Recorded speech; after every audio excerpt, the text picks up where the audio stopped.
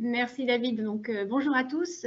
Donc, je suis Isabelle Tomna-Pecot, en fait directrice Europe internationale au pôle de compétitivité alpha des lasers et des hyperfréquences, comme certains d'entre vous le savent très bien. En fait, on a très tôt dans l'histoire du pôle en fait souhaité profiter des marchés asiatiques qui sont des marchés très très dynamiques pour mettre en place en fait un bureau d'abord en Chine. Donc, c'est vraiment pour nous une success story, en fait, que certains ont déjà pratiqué et connaissent parfaitement. Donc, avec la présence de Balthazar Boyer, en fait, depuis maintenant 12 ans, en fait, à Ouran. Et puis, il y a maintenant 3 ans, en fait, on a commencé par un petit questionnaire auprès de vous tous pour éventuellement, en fait, envisager de répliquer, en fait, cette aventure, en fait, sur le sol japonais d'abord. Et puis, nous avons eu quelques marques d'intérêt, ce qui nous a poussé en fait à penser que ouvrir un bureau au Japon pouvait être une bonne chose.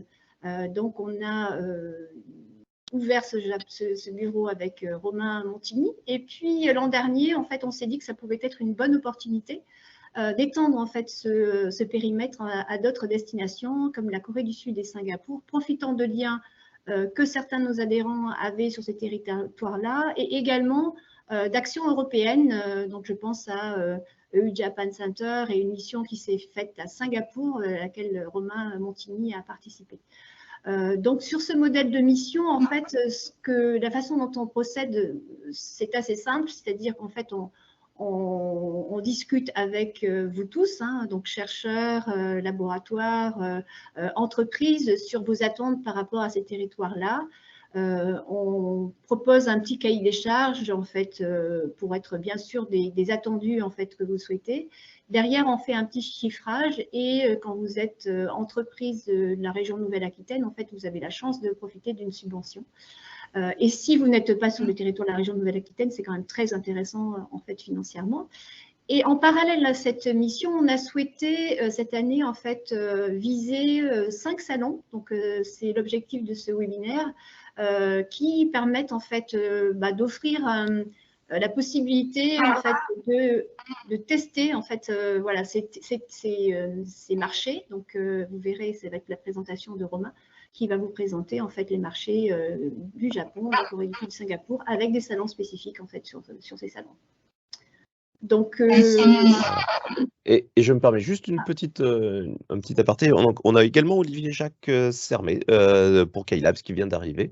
Bonjour Olivier Jacques. Et si vous pouvez également couper votre micro pendant la présentation. Voilà, je vous remercie. Bonjour, il était coupé. Je vous remercie de votre accueil et je le recoupe. Merci Désolé beaucoup. pour le retard. Ne vous inquiétez pas, tout de suite. Et donc, je laisse la parole à Romain, du coup. Merci Isabelle, bonjour à tous. Merci encore de participer à ce Digital Confab sur le marché Japon, Corée du Sud et Singapour. Donc aujourd'hui, je vais vous, comme expliqué précédemment par David, je suis donc le délégué pour la mission Japon, Corée du Sud et Singapour, basé à Tokyo au bureau de la CCI. Alors, est-ce que ça... Yes. Tout d'abord, comment va se dérouler ce Digital Confab? Je vais commencer par une présentation de la mission Japon, Corée du Sud et Singapour. En quoi que représente cette mission, notre présence en Asie, les marchés, ainsi que ma mission sur place pour nos membres. De plus, je continuerai donc cette présentation par ce qu'on a évoqué précédemment, Isabelle a évoqué précédemment, c'est-à-dire les salons photoniques et électroniques les plus pertinents que nous avons pu trouver. Donc, c'est-à-dire le programme et notre offre de représentation. Et à la fin, bien sûr, questions-réponses, échanges par rapport à des interrogations que vous pouvez avoir. Commençons. Notre présence en Asie. Comme l'a évoqué Isabelle, nous avons un délégué en Chine à Wuhan depuis maintenant 12 ans et nous avons souhaité le pôle étendre ces marchés à d'autres pays en Asie puisque justement des opportunités pouvaient apparaître là-bas. Tout d'abord, ce fut par le Japon où je suis installé à Tokyo. Suite à cela, nous avons vu donc des opportunités dans d'autres marchés tels que la Corée du Sud et Singapour, où depuis la fin d'année dernière, j'ai commencé à prospecter et à rechercher un peu nos intérêts là-bas. J'ai pu participer justement à un salon à Singapour, que j'expliquerai aussi à ce moment-là. Alors, que dire par rapport au Japon? Le Japon, troisième puissance économique mondiale, très forte activité, fort potentiel pour les technologies de notre pôle. C'est un leader dans la recherche scientifique et technologique, de par ses domaines industriels et recherche. Et il faut aussi comprendre que c'est aussi le premier dépositaire de brevets au monde. Donc c'est vraiment un pays qui souhaite rechercher et souhaite avancer dans le futur. Mais c'est aussi, dans ce cas-là, un des pays en Asie qui se protège le plus par rapport à ces technologies. J'explique cela par un marché conservateur. Le Japon est un marché qui souhaite d'abord valoriser les produits locaux nationaux avant de valoriser les produits internationaux. C'est pour cela que quand on arrive au Japon, sur le marché japonais, il faut avoir une technologie que soit meilleure qualité que les Japonais, soit qui soit totalement différent ou très peu représenté sur les marchés japonais. Et petit point positif, les produits français au Japon sont synonymes de qualité et sont un synonyme de savoir-faire et sont très appréciés. Donc c'était vraiment un grand point pour nous de pouvoir justement bénéficier de ce point de vue-là de la part des Japonais sur nos technologies.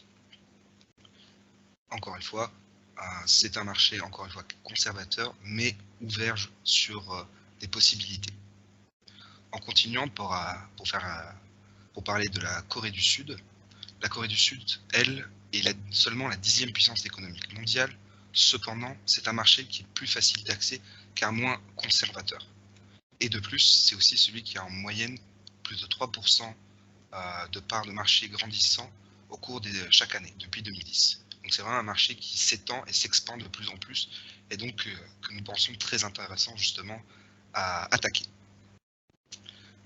Donc, suite à cette croissance soutenue, les possibilités d'échange et de partenariat avec les Coréens se font de plus en plus internationalement, et aussi leur facilité d'accès sur le marché fait que beaucoup d'entreprises ont de plus grandes facilités à arriver sur le marché coréen plutôt que sur le marché japonais. Le marché japonais, pour faire la comparaison de pourquoi j'ai mis ces deux slides en même temps, c'est que c'est un marché conservateur qui a besoin justement d'un représentant local, ou du moins d'un contact local, pour pouvoir accéder plus facilement. Pour continuer sur la Corée du Sud, de même que pour la partie Japon, les produits français sont synonymes de qualité et de succès. Donc c'est aussi un autre point positif à apporter sur ces marchés.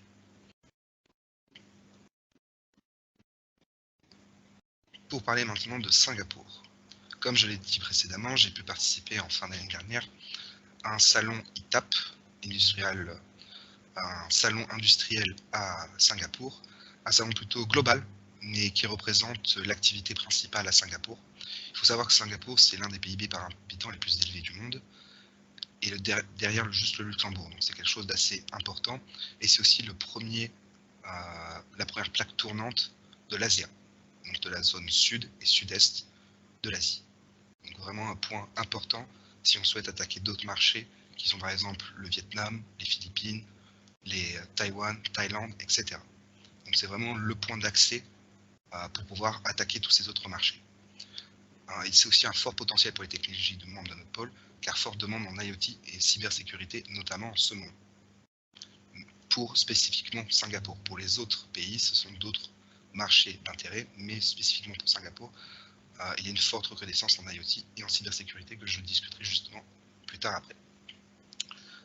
Il faut aussi savoir que c'est le deuxième rang mondial pour la facilité des affaires, à faire des affaires, World Bank 2019, donc c'est reconnu que Singapour est un pays qui est le point d'ancrage de l'ASEA, et il souhaite réellement se développer et attirer le plus de monde possible au sein de leur territoire. Et comme dit au dernier point, un tiers des flux commerciaux de l'ASEAN se passe par Singapour. Donc vraiment un point très très très important à ne pas louper. Pour expliquer un peu le problème de l'Asie, je suis obligé de citer 3 grands points. Donc l'éloignement géographique. Il n'est pas simple de pouvoir discuter avec ces pays du fait de leur éloignement géographique et donc des différences horaires, d'où l'importance d'un représentant local proche pour pouvoir faire ces connexions plus rapidement. C'est une différence culturelle. Le Japon, la Corée du Sud, Singapour, même si ça reste des pays très ouverts à l'international, ont des codes culturels différents de l'Europe et de la France. Donc c'est aussi important d'avoir quelqu'un sur place qui puisse connaître ces codes pour mieux attaquer ces personnes et arriver au meilleur succès possible. Pour répéter encore une fois, c'est un marché conservateur, plus précisément Japon, Corée du Sud. Singapour souhaite réellement s'ouvrir, donc ils sont de moins en moins conservateurs, mais Japon, Corée du Sud restent quand même des pays qui sont très attachés à leur technologie locale et nationale. Donc il faut prendre ça en compte lorsque l'on arrive sur ces territoires. Et bien sûr, évidemment, je ne vous le cache pas, c'est un investissement financier, cela demande du temps, notamment pour le Japon, qui marche beaucoup sur la relation de confiance. Lorsqu'on entame en fait des démarches avec un distributeur japonais, un client japonais, cela doit se faire sur le long terme. Ils n'acceptent pas de petites interactions. Il faut vraiment avoir cette habitude de revenir vers eux ou eux revenir vers nous pour justement garder ce lien. Et c'est très très important au Japon. Que suis-je? Votre représentant pour le Japon. Pour la Corée du Sud et pour Singapour. Quel est mon but? Créer des relations, construire le réseau d'acteurs d'intérêt, promouvoir les acteurs académiques, économiques de la Nouvelle-Aquitaine, mais aussi des autres membres qui souhaitent participer à cette mission. Mon but, faire du business, faciliter le business, faciliter votre accès sur le marché, développer l'innovation, faire en sorte que vous trouviez les bons contacts, que ce soit en distributeur, en client, en laboratoire, en recherche. Mon but, c'est vraiment de trouver vos points d'accroche sur tous ces domaines. Et bien sûr, donc à la fois, pardon oui. Romain, juste pour compléter, effectivement, c'est important ce que tu dis, c'est-à-dire à la fois sur le business et l'innovation et la R&D. Hein, donc, on a aussi, en fait, par exemple, là, en l'occurrence, on est en train de monter un projet de R&D, en fait, très ambitieux, qui serait financé sur un call européen avec des partenaires japonais, par exemple. Et dans la foulée, avec Romain, on va organiser, en fait, une learning expédition sur le territoire japonais, en fait, dans le cadre de ce projet, par exemple. Donc, effectivement, la recherche est toujours pas très loin, on va dire, hein, aussi sur ces missions-là.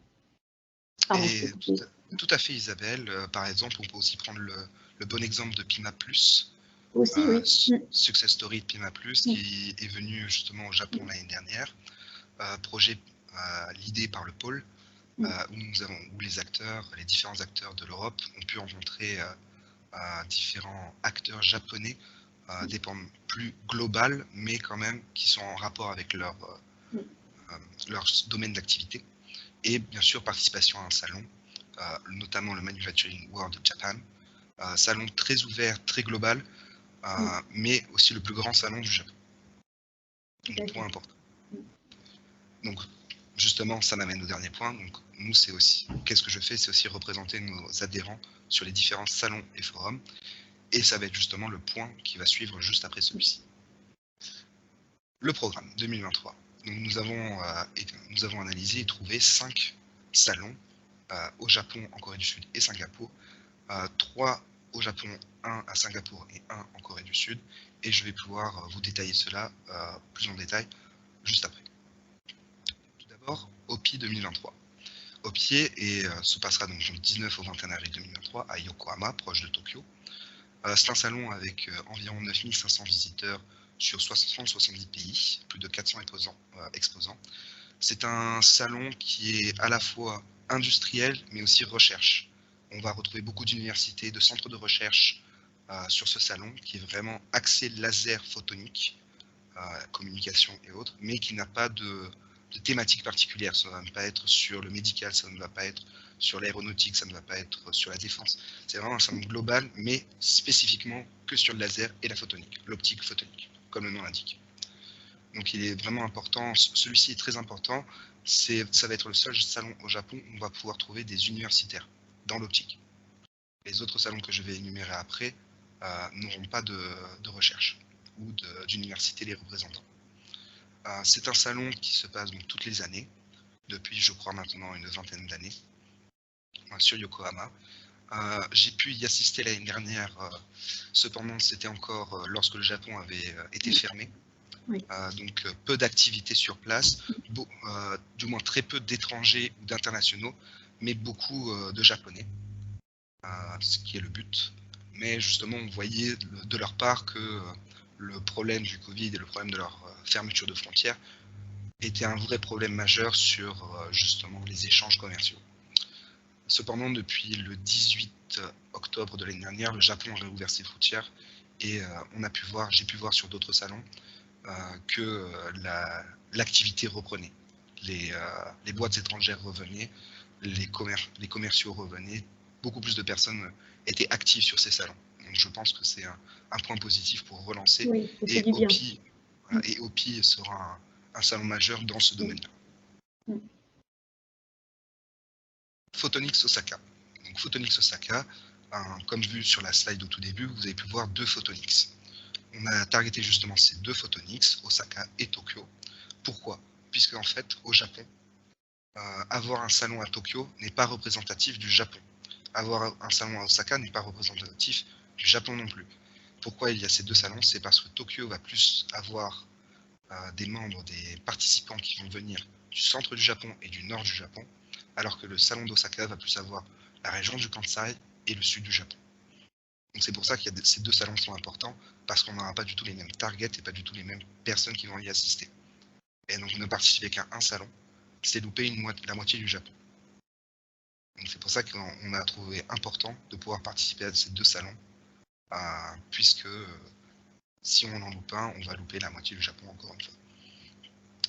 Donc ce salon Photonics Osaka, sur Osaka, du 17 au 19 mai, 3 zones d'exposition ciblées, laser composant, dispositifs de mesure optique, sont les 2 lasers composants et dispositifs de mesure optique, dont, comme je l'ai dit précédemment, c'est un salon spécialisé dans l'industrie. Donc peu de recherche, du moins peu de laboratoires et pas d'universitaires. Il va y avoir de la R&D, il va y avoir des industriels, mais il faut faire attention qu'il n'y aura pas d'universitaires, très peu de distributeurs et pas d'universitaires. Donc il faut faire attention quand on choisit un salon, quel salon target pour avoir les meilleurs contacts et arriver à ce qu'on recherche. C'est pour ça qu'OPI, en l'occurrence, est un grand salon sur la photonique, puisque lui a des universitaires et des laboratoires. Pour Photonics, donc, c'est un salon où il y a aussi des conférences à la décharge de OPI qui n'a pas de conférence, donc moins ouvert à la recherche, plus à l'exposition. Celui-là est plus ouvert justement à la démonstration. Et donc beaucoup plus d'activités, beaucoup plus de stands, beaucoup plus de personnes qui présentent leurs nouvelles technologies et beaucoup plus de personnes qui sont enclins à discuter sur l'externalisation de leurs produits et la recherche de produits externes. De même, donc pour continuer, ce programme est présenté en fait selon l'ordre chronologique d'apparition des salons. C'est pour ça que là nous avons Laser Korea du 5 au 7 juillet 2023, donc qui va se dérouler à Séoul, au nord de Séoul, dans la ville de Goyang. C'est un salon très important en Corée, c'est le seul salon représentatif laser, purement laser et photonique, avec plus de 10 000 visiteurs, dont 65% des acheteurs, donc des personnes qui recherchent vraiment des produits étrangers, donc, ou des produits coréens, mais donc on a une forte exposition là-bas si on souhaite justement créer des contacts. Il faut savoir qu'en Corée du Sud, il y a très peu de distributeurs, puisque ces distributeurs font partie de grands groupes. Donc c'est là-bas en fait qu'on va les trouver, c'est là-bas qu'on va pouvoir discuter avec eux réellement, et c'est là-bas qu'en fait qu'on va pouvoir aussi découvrir le marché et les clients potentiels. N'hésitez pas à garder vos réponses et à me les citer en fin de présentation pour que je puisse répondre au mieux.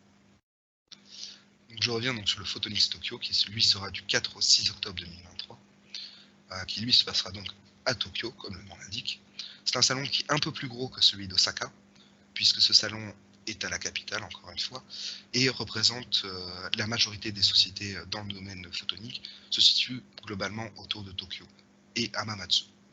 Donc on va plus retrouver plus d'acteurs sur ce salon, donc un salon plus grand, mais encore une fois, il ne faut pas négliger le salon d'Osaka, parce que ce serait louper une partie justement des acteurs japonais, distributeurs, clients, etc. Pour celui-ci, pareil que pour le Photonics Osaka, laser, composants, dispositifs de mesure optique, donc tout le domaine là. pour Photonics Osaka ou pour Photonics Tokyo, il n'y a pas non plus de thématique particulière. Donc ça ne va pas être forcément que de l'automobile, ça ne va pas être forcément que de la défense ou de la santé, par exemple. Ça va être tout domaine confondu. Et bien sûr, sur celui-ci, il y aura des conférences, des présentations, et se veut aussi beaucoup plus attractif et beaucoup plus à faire que le hockey, encore une fois. Pour continuer, la Tech Week Singapour. Ayant déjà participé à un salon Singapour, j'ai pu voir aussi qu'il y avait une forte envie d'attirer les sociétés étrangères à s'installer ou à commercer avec Singapour. Ce sera donc du 11 au 12 octobre 2023 au Marina Bay Sands à Singapour. Le Marina Bay Sands, un endroit somptueux à Singapour qui donne sur la mer, à côté des 3 grandes tours et de très jolis parcs. Donc ils essayent vraiment d'attirer beaucoup de personnes par un cadre et par une thématique particulière.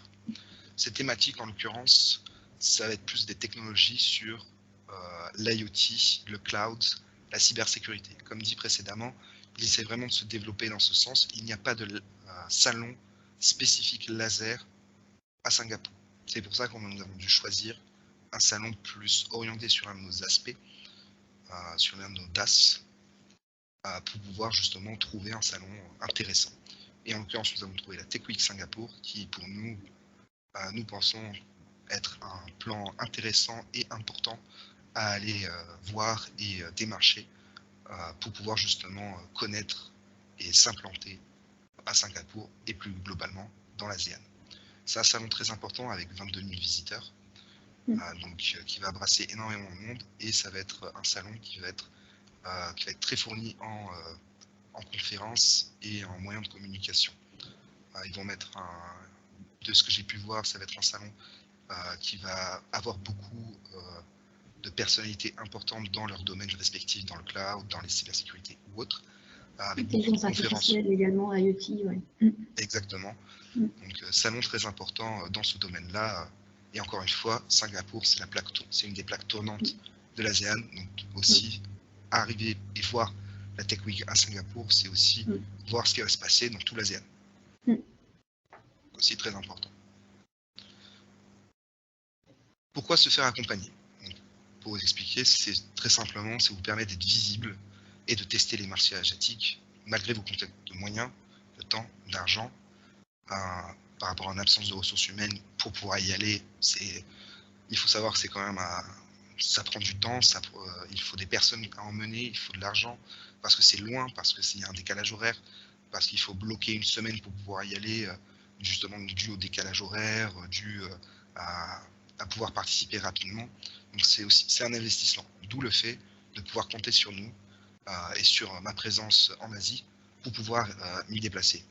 Singapour n'est qu'à 1 heure de décalage horaire de Tokyo, donc très facilement d'accès pour nous. Qu'est-ce que l'on va faire?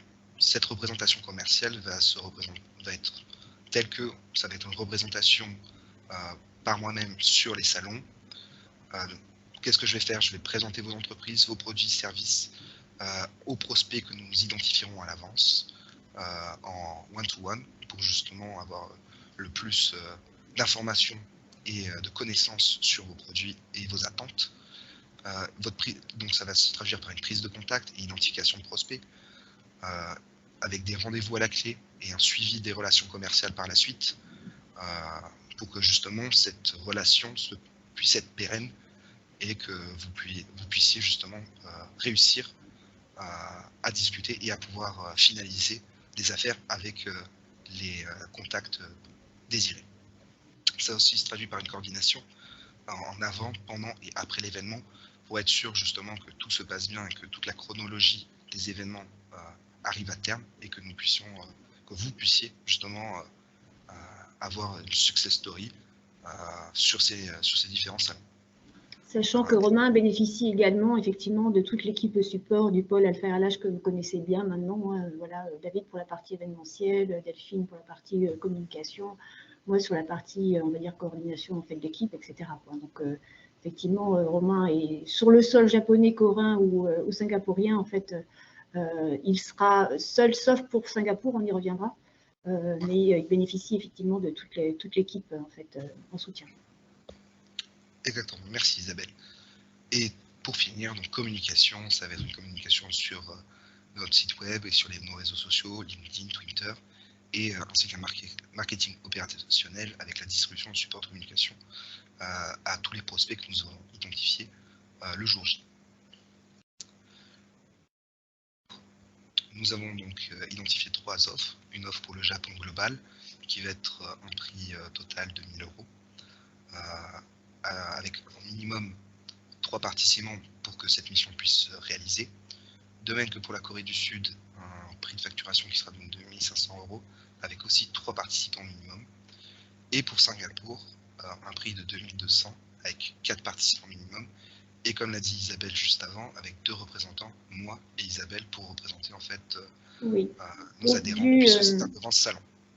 Voilà, au vu de la taille du salon, vous l'avez compris, 22 000 visiteurs sur un tel salon, on a jugé que en fait, ce serait intéressant d'avoir au moins 2 représentants du pôle en fait, à ce salon-là, d'où effectivement cette possibilité. Exactement, sachant que les salons au Japon durent 3 jours, en Corée du Sud 3 jours, et alors qu'à Singapour c'est uniquement 2 jours. Donc, beaucoup plus de zones à rechercher. Seul, c'est un peu compliqué. Oui. Pour expliquer un peu, nous avons une date limite de participation. Pour le Japon, il est assez facile pour moi de pouvoir m'adapter, donc 7 jours avant le début du salon. Par contre, pour la Corée du Sud et Singapour, il nous faudra donc 21 jours avant le début du salon acter les personnes qui viendront, qui souhaitent participer, pour pouvoir justement lancer ces salons. Comment cela va se dérouler? Donc, comme je l'ai expliqué au début, ça va être un meeting one-to-one avec chaque société, chaque représentant, pour pouvoir justement comprendre les besoins et identifier les objectifs et vos attentes, pour pouvoir justement arriver et déterminer ce que vous souhaitez réellement. Aussi, ça va se passer donc par la remise du bon d'engagement pour chaque salon. Si vous souhaitez participer à 1, 2, 3 salons, ça va être donc des meetings différents à chaque fois et un bon d'engagement différent. Ainsi, suivant cela, dès que tout est bien organisé, tout est signé, donc la tenue du salon, avec la prise de contact B2B et même la recherche, si ce n'est que de la recherche, la visibilité, le networking, la communication sur nos réseaux sociaux, à la fin de tout cet événement ou pendant, ce sera justement à discuter avec vous, et l'entretien, feedback à la fin, avec une remise de fichiers avec tous les contacts, un compte rendu de tout ce qui s'est déroulé, tout ce qui s'est passé, tout ce qui s'est dit, et on pourra justement, suite à cela, débriefer et pouvoir échanger sur les futures actions que vous souhaitez faire si vous souhaitez continuer avec nous. Voilà, donc vos points de contact pour les marchés Singapour, Corée du Sud, Japon sont moi-même et Isabelle, pour justement avoir toute question ou toute interrogation, n'hésitez pas à nous contacter. Merci beaucoup.